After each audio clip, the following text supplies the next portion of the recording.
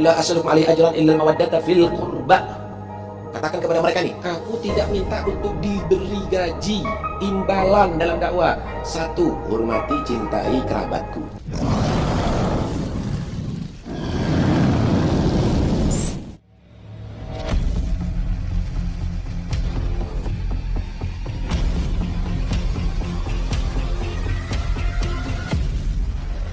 Mengenai polemik nasab, kita harus kembalikan kepada Al-Quran wal Hadis.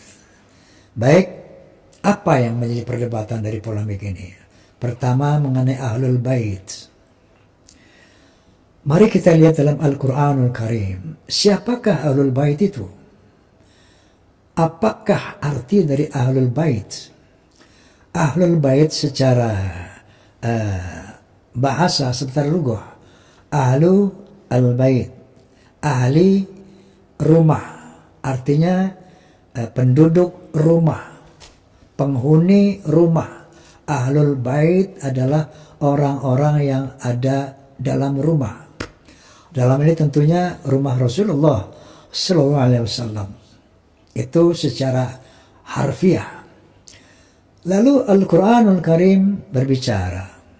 Ternyata Ahlul Bait dalam surat Al-Ahzab 28-33 yang dimaksud Ahlul Bait adalah istri-istri Nabi Sallallahu Alaihi Wasallam. Sebagaimana firman Allah Subhanahu Wa Taala, Ya ayuhan Nabi, qul li azwajika in kuntunna turidna al-hayata dunya wa zinataha fata'alayna wa umatti'akunna wa sarihkunna sarahan jamila. Katakan ya Nabi kepada istri-istri kamu, seandainya kamu menginginkan dunia dan perhiasannya, fata'alaina, kemarilah. Umatti'akunna, aku berikan kamu hadiah. Wa usarihkunna, dan aku ceraikan kamu. Sarahan jamila, dengan cara bercerai yang baik. Wa in kuntunna turidna Allah wa Rasul wa darul akhirah fa inna Allah ada lil muhsinati minkunna ajran azima.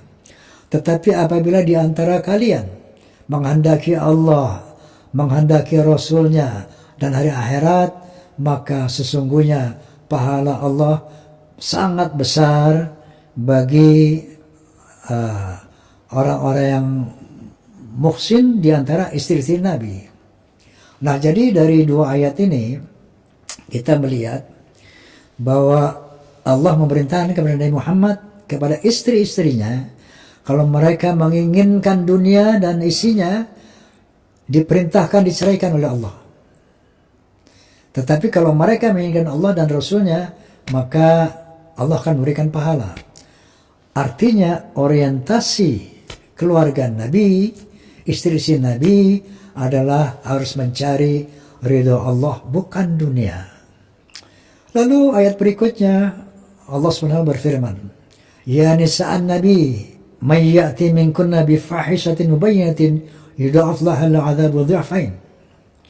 Wahai istri-istri Nabi, kalau ada di antara kamu datang dengan kefasikan yang nyata, maka azabnya 2 kali lipat. Artinya kalau istri-istri Nabi itu berbuat kefasikan, azabnya 2 kali lipat. Tapi sebaliknya, wa man yaqnut minkunna lillahi wa rasulihi wa ta'mal shalihan nu'tiha ajraha marratain. Tapi sebaliknya, kalau istri-istri Nabi itu taat kepada Allah dan Rasulnya dan berbuat hal-hal yang saleh, maka pahalanya pun 2 kali lipat. Nah, ini khusus untuk Ahlul Bait ya. Istri-istri Nabi, keluarga Nabi. Kalau dia berbuat kesalahan besar, dosanya dilipat gandakan. Tapi sebaliknya kalau dia berbuat kebaikan, kemaslahatan, pahalanya 2 kali lipat. Lalu selanjutnya Allah SWT berfirman, Ya nisa'an Nabi, lastunna kahadi minan nisa, in ittaqaitunna. Wahai istri Nabi, Kamu tidak seperti perempuan-perempuan lain kalau kamu bertakwa. Jadi dasar kemuliaan istri-istri Nabi adalah takwa Allah. Kalau kamu bertakwa, maka kamu beda dengan perempuan-perempuan lain. Selanjutnya Allah Subhanahu wa taala berfirman, "Waqarna fi buyutikunna wa la tabarrajna tabarrujal jahiliyatil ula wa aqimna shalah wa atina zakah wa atina Allah wa rasul." Dan kemudian tinggallah kamu dalam rumah. Gak boleh keluar-keluar rumah, wahai istri Nabi. Dan jangan berbuat kejahiliahan seperti orang jahiliyah dulu.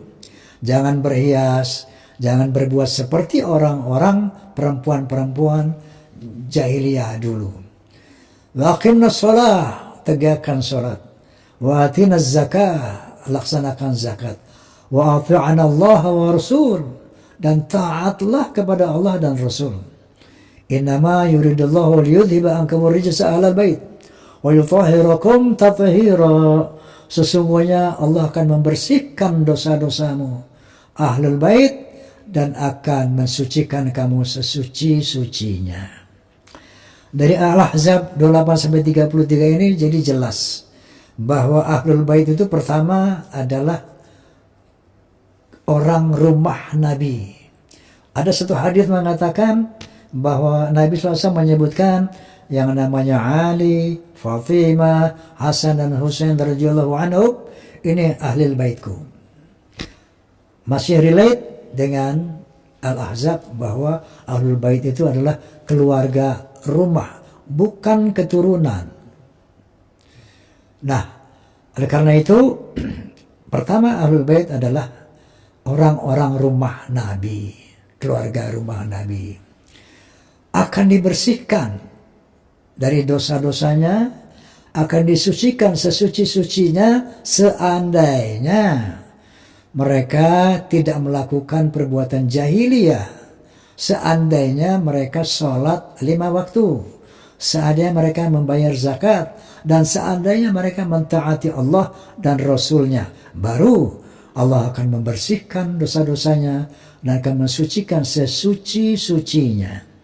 Inilah satu hal yang harus kita luruskan, bahwa ahlul bait itu satu adalah keluarga rumah tangga Nabi, bukan keturunan Nabi.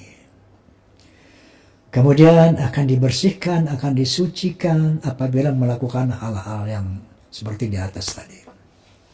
Yang kedua, ada yang harus diluruskan juga, yaitu surat Asy-Syura ayat 23 yang berbunyi, "Qul la as'alukum alaihi ajran ilal mawaddata fil qurba." Yang artinya, katakannya Muhammad, aku tidak meminta imbalan atas dakwah yang aku lakukan, melainkan cinta dan kasih sayang dalam kekerabatan. Bahwa illal mawaddata fil qurba artinya adalah kecuali cinta dan kasih sayang dalam kekeluargaan, dalam kekerabatan, bukan cinta kepada keluargaku. Qul la as'alukum alaihi ajran illa al-mawaddata fil qurba. Katakan kepada mereka nih, aku tidak minta untuk diberi gaji, imbalan dalam dakwah. Satu, hormati, cintai kerabatku. Secara bahasa, secara lughah, secara ilmu bahasa itu artinya jelas, cinta dan kasih sayang dalam kekeluargaan, dalam kekerabatan. Kenapa? Karena asbabun nuzul daripada ayat ini adalah ketika Rasulullah SAW bersama para sahabat hijrah ke Madinah. Di Madinah ada orang-orang kafir, yaitu kaum Bani Khajrat dan Bani Aus, yang selalu bermusuhan. Mereka orang-orang bukan beriman. Tapi dengan dakwah Nabi Muhammad SAW, mereka menjadi orang-orang beriman dan orang-orang yang bersaudara, bersahabat, tidak lagi perang. Nah, ketika Rasulullah dan para rombongan hijrah ke Madinah, mereka-mereka ini sangat bersyukur menyambut Nabi SAW dan menyerahkan berbagai macam harta kepada Rasulullah. turunlah ayat ini. Qul la as'alukum alaihi ajran. Katakan ya Muhammad, aku tidak minta imbalan atas dakwahku sehingga kalian menjadi beriman, kira-kira begitu.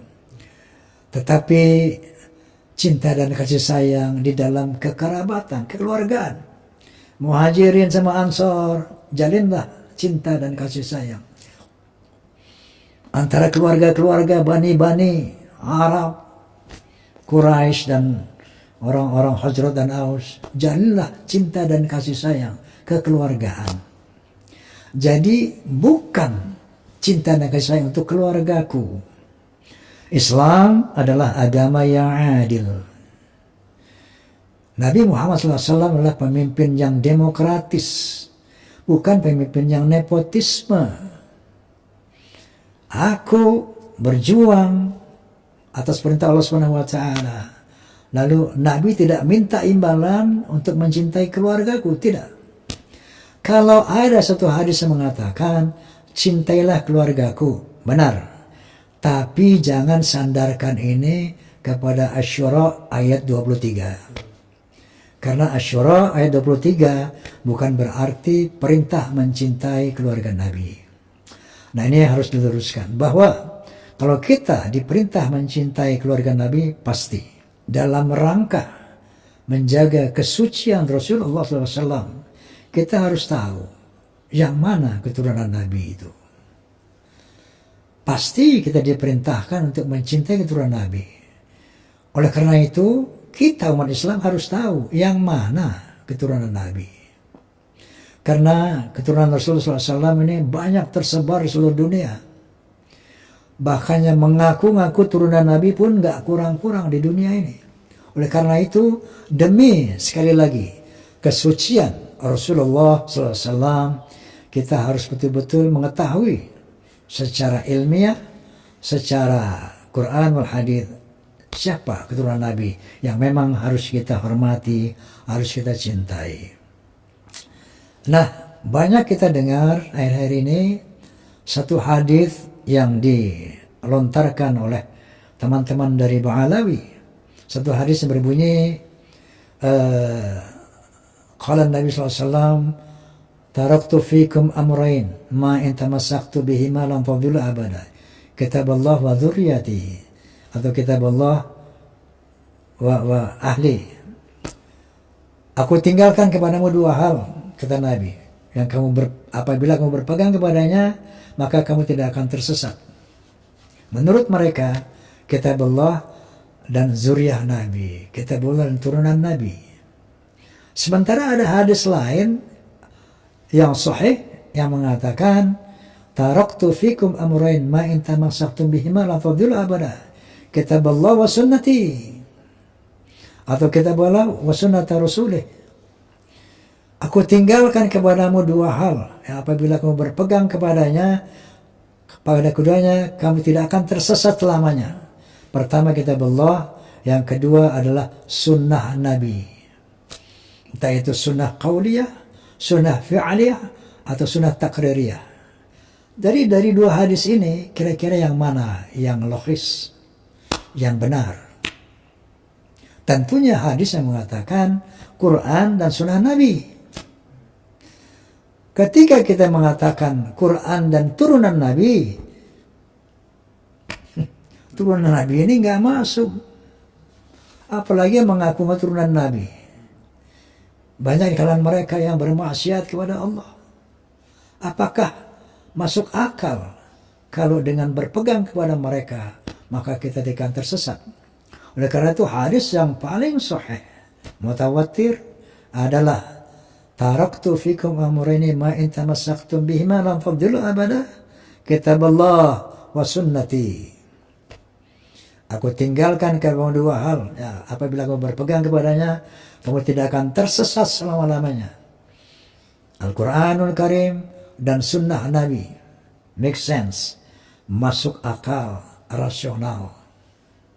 Kalau Nabi mengatakan kitab Allah wa turunanku, ini Nabi berarti nepotisme, tidak demokratis. Dan itu tentu saja tidak masuk akal.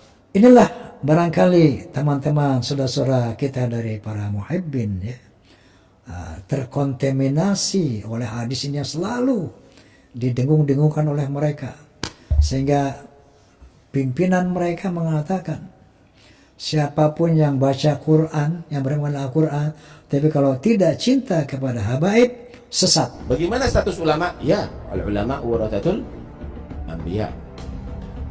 Terus bagaimana habaib? Ikuti Al-Quran tapi nggak ngikuti habaib ahlul bait Nabi, ente juga sesat. Karena hadis tadi mengatakan kalau kamu berpegang kepada keduanya tidak akan sesat. Karena mereka menafsirkan bahwa yang kedua itu adalah turunan Nabi, maka mereka berani mengatakan yang tidak cinta Ba'alawi walaupun memegang Al-Quran dia sesat. Inna lillahi wa inna ilaihi raji'un. Ya mungkin hal ini yang membuat kita para muhibin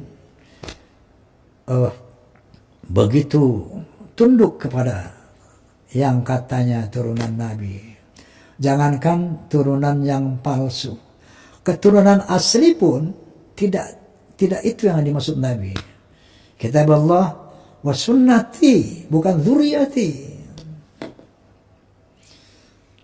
Nah, kira-kira hal ini yang membuat kadang-kadang maksud saya yang membuat para muhibbin begitu tunduk patuh kepada para Ba'alawi. Padahal Rasulullah sallallahu alaihi wasallam bersabda, "Man fassara al-Qur'an wal hadits bi ra'yihi falyatabawa' maq'adahu minan nar." Barang siapa menafsirkan Al-Qur'an dan hadis sesuai dengan kepalanya sendiri, kehendaknya sendiri, kepentingannya sendiri, maka sama saja dengan memesan tempat di neraka. Nah, semoga dengan penjelasan Quran tadi menjadi jelas siapa Ahlul Bait, siapa yang harus dicintai oleh kita semuanya.